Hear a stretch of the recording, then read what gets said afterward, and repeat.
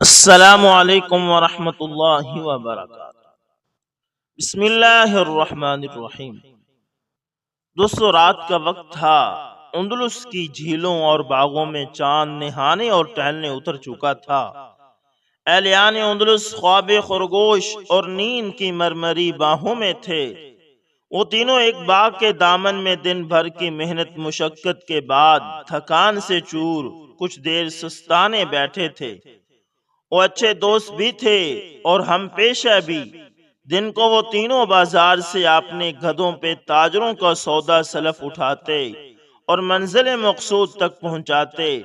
بس یہی بار برادری ان کا مشغلہ تھا۔ بازار میں شاید ہی کوئی دکاندار ایسا ہو جو ان تینوں کو نہ جانتا ہو اور ان تینوں کے گدھوں کو نہ پہچانتا ہو۔ آج دن کو کام زیادہ تھا، اس لیے وہ کافی تھک بھی گئے تھے۔ ان کا روز کا معمول تھا کہ رات فارغ ہونے کے بعد کسی باغیچے میں محفل جمائے دیر گئے تک باتیں کرتے رہتے، ایک دوسرے کو اپنا دکھڑا سناتے، دن بھر کی باتیں کرتے۔ آج بھی حسب معمول وہ تینوں بیٹھے گپے ہانک رہے تھے کہ ان میں سے ایک دوست جس کا نام محمد بن عامر تھا، باقی دونوں اس سے کہنے لگا، یارو آؤ کہ آج مستقبل کے کچھ خواب بنتے ہیں۔ ہم میں سے ہر کوئی ایک خواہش کرے گا، دیکھتے ہیں کون کیا خواہش کرتا ہے۔ فرض کریں میں اندلس کا خلیفہ بن گیا ہوں، آپ دونوں میرے دربار میں حاضر ہوئے ہیں، آپ دونوں مجھ سے کیا مانگیں گے؟ یہ سنتے ہی ان دونوں کے کہکے چھوٹ گئے۔ ارے خواہش اپنی اوقات کے مطابق کرنی چاہیے۔ بھلا ایک گدھے پر بار برادری کرنے والا بھی کبھی خلیفہ بنا ہے؟ مگر یہ تو بس خواہش ہے نا، آپ مانگیں جو مانگنا ہے، مجھے رعایا کے اور معاملات بھی دیکھنے ہیں۔ محمد بن عامر چشم تصور میں مسند خلافت پر فروکش ہو چکا تھا۔ اس کی سنجیدگی اور آنکھوں میں اترے خوابوں کی لاج رکھتے ہوئے ان میں سے ایک نے سوچا کہ اس کا دل کیا توڑنا ہے، خواہش ہی کرنی ہے۔ وہ بولا، سیدی خلیفہ، مجھے 1,00,000 اشرفیاں، 100 لونڈیاں، گھوڑوں کے لیے ایک وسیع و عریض استبل، کچھ باغات، چند کھیت کھلیان عطا فرما دیجئے۔ اور کچھ؟ اس نے پوچھا۔ سیدی خلیفہ، میری کئی نسلوں کے لیے یہ کافی ہے۔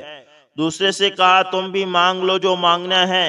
انہوں نے ایک دفعہ پھر کہہ لگایا اور پھر دوسرا شخص کہنے لگا، آپ خلیفہ بنے تو مجھے 1,000 کوڑے مارنا اور میرا منہ کالا کر کے الٹے منہ اپنے گدھے پر سوار کر کے پورے شہر میں منادی کرانا کہ لوگو، یہ شخص دجال ہے، جو بھی اس سے تعلق رکھے گا اسے جیل بھیج دیا جائے گا۔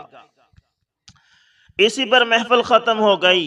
رات بہت ہو چکی تھی۔ وہ تینوں اٹھے اور اپنے گھروں کو چل دیے۔ رات گئی بات گئی۔ اگلے دن سے وہ تینوں پھر سے اپنے کام میں مشغول ہو گئے، لیکن محمد بن عامر کی روح بے چین ہو چکی تھی۔ وہ بیٹھے بیٹھے کہیں کھو جاتے اور اپنے آپ کو خلیفہ کے روپ میں دیکھنے لگتے تھے۔ کچھ دنوں بعد انہوں نے اپنے گدھے کو بھی بیچ دیا اور اندلس کی پولیس میں بھرتی ہو گئے۔ اپنے کام سے عشق اور آگے بڑھنے کے جنون کے ساتھ وہ مگن رہے۔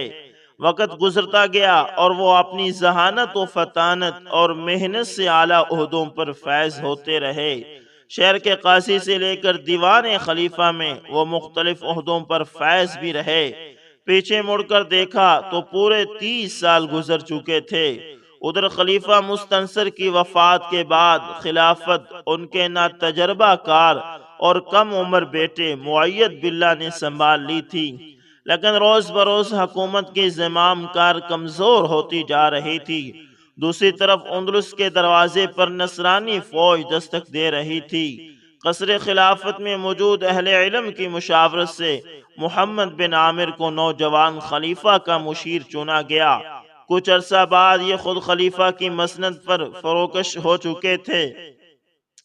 خلیفہ بننے کے بعد محمد بن عامر نے سب سے پہلے نصرانی فوج کے خلاف جنگ کا اعلان کیا، اور نہ صرف اسے پیچھے دھکیل دیا بلکہ فتوحات پر فتوحات حاصل کرتے گئے۔ اور پورے اندلس میں خلیفہ کے نام کا ڈنکا بجنے لگا۔ ایک روز محفل میں بیٹھے خلیفہ وقت کو گزرے دنوں کی وہ چاندنی رات یاد آ گئی جب پہلی بار وہ اپنے دو ساتھیوں کے آگے خلیفہ بننے کی خواہش کا اظہار کر رہے تھے۔ وہ مسکرائے، کچھ دیر محل میں ٹہلتے رہے۔ اس کے بعد فوجیوں کا ایک دستہ جزیرۃ الخضراء نامی اس جگہ بھیج دیا جہاں کبھی وہ اپنے گدھے پر بار برادری کیا کرتے تھے۔ فوجی دستہ وہاں پہنچا، ان کے دو ساتھیوں کو ڈھونڈ نکالا اور کہا کہ خلیفہ وقت تمہیں یاد کر رہے ہیں۔ وہ بھی حیرت اور خوف کے عالم میں ساتھ چل دیے۔ محل میں پہنچ کر جب خلیفہ پر ان کی نگاہ پڑی تو پڑی ہی رہ گئی، انہیں یقین نہیں آ رہا تھا۔ خیر خلیفہ نے سب داستان کہہ سنائی اور کہا کہ تم دونوں کو تو یاد ہوگا کہ میں نے کہا تھا کہ میں خلیفہ بنا تو تم مجھ سے کیا مانگنا چاہو گے؟ پہلے نے کہا کہ جی مجھے یاد ہے، اور دوسرے نے کہا نہیں میں بھول گیا ہوں۔ خلیفہ نے جواب دیا لیکن میں نہیں بھولا۔ خلیفہ نے حکم دیا کہ پہلے کو اس نے تب مجھ سے جو خواہش کی تھی وہ سب عطایات عنایت کیے جائیں، اور دوسرے کو کوڑے مارنے کے بعد گدھے پر سوار کر کے پورا شہر گھمایا جائے۔ چنانچہ خلیفہ وقت کے فرمان کی تعمیل ہوئی۔ تاریخ بظاہر ناممکن کو ممکن کر دکھانے والی اس بلند ہمت انسان کو الحاجب المنصور محمد بن ابی عامر کے نام سے یاد کرتی ہے، اور انہوں کے نام سے اندلس میں مملکت عامریہ قائم ہوئی تھی۔ یہ اندلس کے مضبوط ترین حاکم تھے۔ ان کا دور اندلس میں خوشحالی، ترقی، علوم و فنون اور فتوحات کے اعتبار سے گولڈن پیریڈ کے طور پر مورخین یاد کرتے ہیں۔ یوں تو اس کہانی میں بہت سارے اسباق ہیں، لیکن چند ایک بڑے اہم ہے دوستو۔ نمبر 1، آپ ہمیشہ یہ یقین اور عقیدہ رکھیے کہ اللہ تعالی ہر چیز پر قادر ہے۔ وہ جسے چاہے عزت دیتا ہے اور جسے چاہے ذلت، جسے چاہے فرش سے اٹھا کر تخت پر بٹھاتا ہے اور جسے چاہے تخت سے اٹھا کر تخت دار تک پہنچاتا ہے۔ نمبر 2، بلند ہمت، بڑے اہداف اور بڑے گولز رکھنے والے افراد ہی کامیاب ہوتے ہیں۔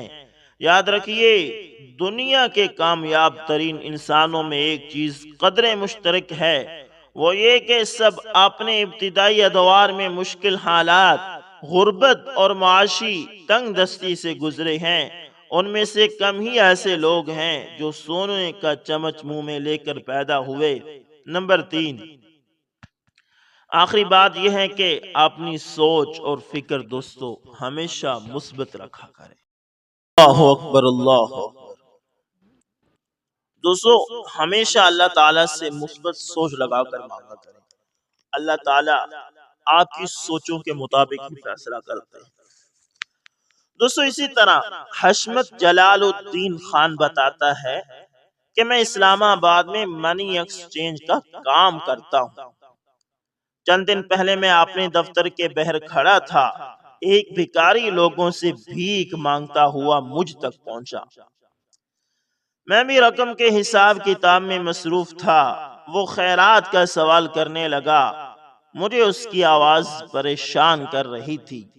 میں اس کو مسلسل نظر انداز کرتا رہا، مگر وہ مسلسل سوال کرتا رہا، یہاں تک کہ میں نے اسے دھکا دیا۔ وہ زمین پر گرا اور بیٹھ کر رونے لگا۔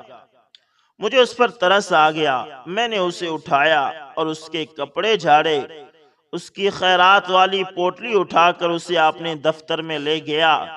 اسے عزت کے ساتھ کرسی پر بٹھایا، اپنے ملازم سے کہہ کر اس کو چائے پانی پلایا اور پھر 500 روپے اس کے ہاتھ پر رکھ دیے۔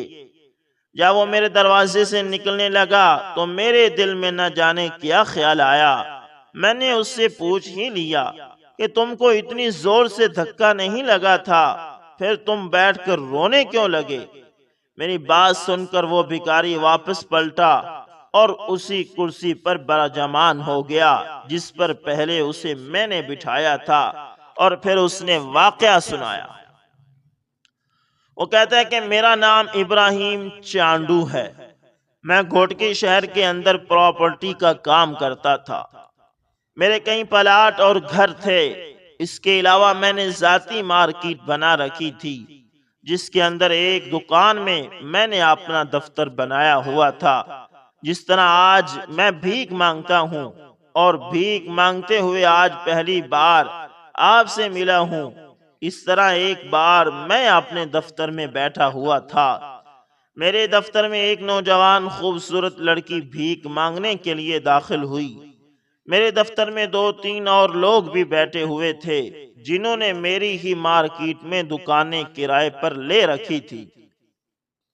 اتنے لوگوں کے سامنے جب لڑکی نے بھیک کے لیے ہاتھ پھیلایا تو میں نے بھیک دینے سے پہلے لڑکی کے نازک اعضاء کو چھوا۔ لڑکی نے سخت رد عمل دیا اور مزاحمت کی تو میں نے بھیک دینے سے انکار کر دیا۔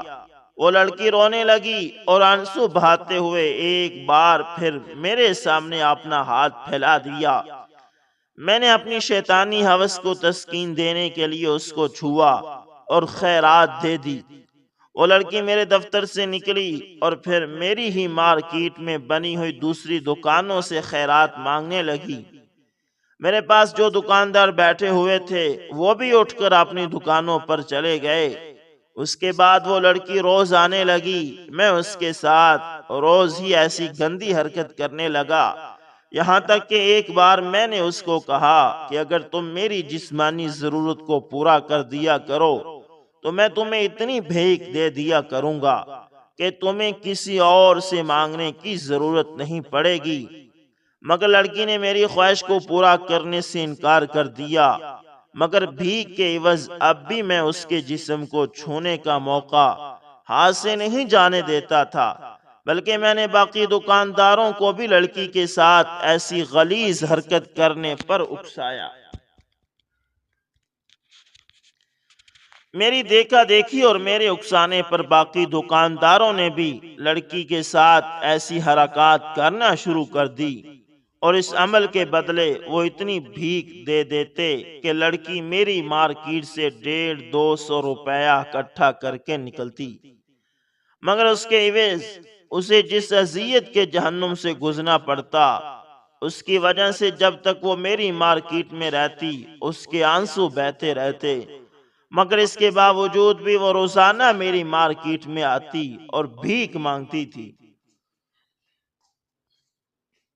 مجھ سمیت کئی دکاندار لڑکی کے جسم کو حاصل کرنا چاہتے تھے، اس لیے سب نے لڑکی کی کھوج لگانا شروع کر دی اور جیسے تیسے کر کے لڑکی کا گھر ڈھونڈ ہی لیا، اور اب لڑکی کی کمزوری یا کوئی ایسی مجبوری ڈھونڈ رہے تھے جس کی وجہ سے اس کے جسم کو پا سکیں۔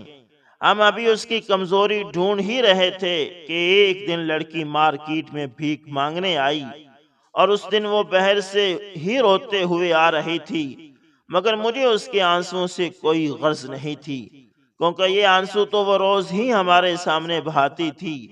میں نے اپنا مطلب پورا کرنے کے بعد روز مرہ کے معمول کے مطابق اس کو بھیک دے دی۔ اس نے 50 روپے زیادہ کا تقاضا کیا تو میں نے 50 روپے کے بدلے اس کو زیادہ دیر تک چھونے کا مطالبہ کر دیا۔ لڑکی نے میری بات مان لی اور ہاتھ سے جہاں تک ممکن تھا میں نے لڑکی کا استحصال کر لیا اور اسے 50 روپے زیادہ بھی دے دیے۔ اسی طرح آج اس نے ہر دکاندار سے 50 روپے زیادہ کا بھی تقاضا کیا، اور ہر دکاندار نے ہی بدلے میں زیادہ دیر تک اس لڑکی سے غلیظ حرکات کی اور اس کو 50 روپے زیادہ دے دیے۔ اس دن کے بعد لڑکی مڑ کر ہماری مارکیٹ میں بھیک مانگنے نہ آئی۔ جب ایک ہفتہ مسلسل سے گزر گیا تو مجھ سمیت سب ہوس کے پجاریوں نے لڑکی کے نہ آنے کی وجہ جاننے کی کوشش شروع کر دی۔ جب وجہ معلوم کرنے کی خاطر لڑکی کے محلے میں پہنچے تو پتہ چلا کہ لڑکی جس دن آخری بار بھیک مانگ کر 50 روپے زیادہ لے کر گھر گئی اسی دن اس نے خودکشی کر لی تھی، اور اس کے ساتھ ہی پتہ چلا کہ لڑکی کا ایک بھائی معذور تھا جو اسی دن فوت ہو گیا تھا۔ لڑکی نے جو 50-50 روپے سب لوگوں سے زائد مانگے تھے، ان پیسوں سے اس نے بھائی کا کفن خریدنا تھا۔ لڑکی نے وہ پیسے لا کر میت کو غسل دینے والے آدمی کو دیے اور ساتھ ہی بتایا کہ رات کا اس کا بھائی فوت ہو چکا ہے، ان پیسوں سے اس کے بھائی کا کفن خرید کر اس کے بھائی کو غسل دے کر دفن کرنے کا انتظام کر دیا جائے۔ اس آدمی نے وہ پیسے لڑکی سے پکڑے، ایک آدمی کو کہہ کر لڑکی کے بھائی کی موت کا اعلان کروایا اور خود کفن خریدنے کی خاطر بازار چلا گیا۔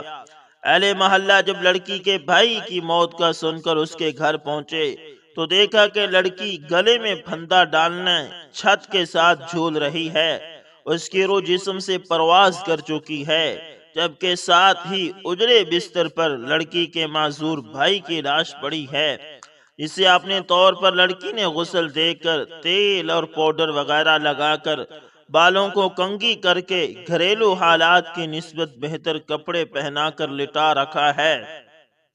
لڑکی کے بھائی کی لاش اکڑ چکی ہے، جس سے پتہ چلتا ہے کہ لڑکی کا بھائی بہت پہلے فوت ہو چکا ہے اور لڑکی نے اپنے تئیں اسے غسل وغیرہ دے کر اس کے جسم کی صاف صفائی کر کے اسے لٹا دیا ہے اور پھر بھیک مانگنے کے لیے بہر مارکیٹ میں گئی ہے۔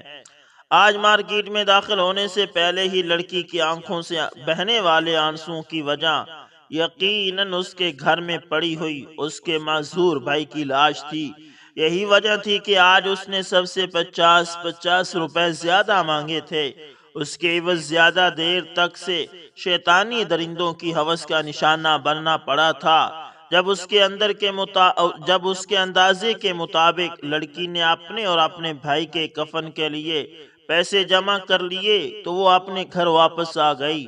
اس نے وہ سارے پیسے جا کر اس شخص کو دیے جو مردہ لوگوں کو غسل دیتا تھا اور اسے بھائی کے کفن دفن کا انتظام کرنے کا کہا۔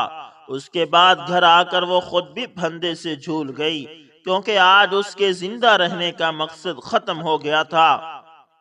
وہ فقط اپنے اس معذور بھائی کی وجہ سے زندہ تھی، کیونکہ وہ جانتی تھی کہ اس کی موت کے بعد اس مصروف دنیا میں کوئی انسان بھی اس کے بھائی کی خبر گیری نہیں کرے گا اور اس کا بھائی بستر مرگ پر پڑا تڑپ کر بھوک اور پیاس سے مر جائے گا۔ لوگ اس کے بھائی کے لیے کفن دفن کا انتظام بھی تب کریں گے جب اس کی لاش سے تعفن اٹھنے لگے گا۔ اپنے بھائی کا پیٹ بھرنے کی خاطر جس طرح کی اذیت کا سامنا کر کے وہ لڑکی بھیک لیتی تھی، یقیناً اس نے کئی بار اپنے بھائی کو اپنے ہاتھوں سے مارنے کا سوچا ہوگا تاکہ وہ دونوں بہن بھائی ہی اس دنیا کے ظلم و ستم سے نجات پا جائیں، مگر بھائیوں میں تو بہنوں کی جان بستی ہے، پھر چاہے وہ گونگے بہرے لولے لنگڑے اپاہج یا معذور ہی کیوں نہ ہو، بہنوں کے لیے اپنی بھائی کی جان لینا کہاں ممکن ہوتا ہے۔ اس لیے وہ چپ چاپ ہماری درندگی سہ لیتی تھی اور گھر آنے سے پہلے اپنے آنسو پونجھ کر مسکراتی تاکہ اس کا بھائی اس پر بیتی قیامت اور ظلم کو نہ جان سکے، ورنہ کوئی بھی غیرت مند بھائی ایسا لقمہ پیٹ میں اتارنے سے بہتر بھوک سے مر جانا سمجھتا ہے جس لقمے کے بدلے اس کی بہن کو مجھ جیسے درندے نوچتے ہوں۔ آج اس کا بھائی اپنی موت آپ مر گیا ہوگا تو لڑکی کے زندہ رہنے کی وجہ اور مجبوری بھی مٹ گئی ہوگی، اس لیے آج اس نے اپنے بھائی کا کفن دفن کا انتظام کرنے کے بعد خود کو بھی زندگی کی سزا سے نجات دلا دی ہوگی۔ اس نے تو موت کو گلے لگا کر دنیا کے عذاب سے جان چھڑا لی، لیکن میرا زندگی کا عذاب شروع ہو گیا۔ میں جوا کھیلنے لگا اور جوئے میں اپنی ساری دولت ہار گیا، یا وہ دولت جو مجھے میرا اللہ عطا کرتا تھا اور میں اللہ کی راہ میں اللہ کی مخلوق پر خرچ تک نہیں کرتا، وہ دولت اپنے ہاتھوں سے میں نے ایک جواری کو دے دی۔ میرے بچے جو عیش و عشرت کی زندگی گزارنے کے عادی تھے، جب وہ فاقوں پر مجبور ہوئے تو انہوں نے مجھ سے قطع تعلق کر لیا، مجھے گھر سے نکال بہر کیا اور خود اپنی محنت مزدوری کرنے لگے۔